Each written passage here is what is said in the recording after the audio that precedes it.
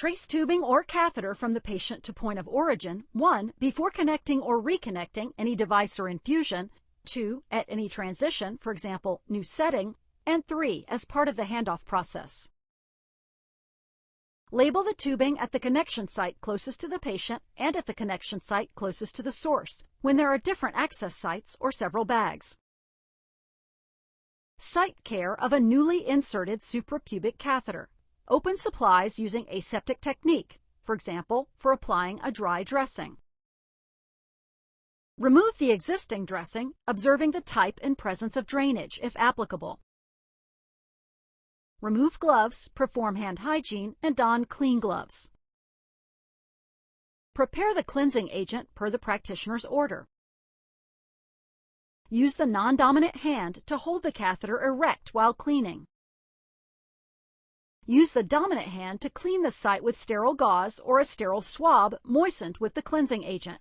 Use a circular motion starting closest to the catheter and continuing in outward, widening circles for approximately 5 centimeters, 2 inches.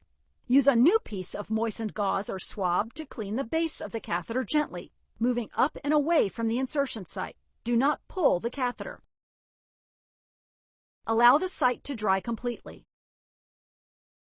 With the dominant hand, apply sterile split gauze, drainage sponge around the catheter and tape it in place. Label the dressing per the organization's practice. Site care of an established suprapubic catheter. Cleanse the exit site gently with a washcloth using warm water and soap. Use a circular motion starting at the exit site and going outward. Allow the site to dry completely. Remove gloves, perform hand hygiene, and don clean gloves. Loop the catheter and secure it to the child's abdomen with tape or an alternative adhesive securement device to reduce tension on the insertion site. Coil the excess tubing on the bed and fasten it to the bottom sheet with the urinary drainage bag clip. Lower the bed and return the side rails to their original position. Ensure that the urinary drainage bag is kept below the level of the child's bladder.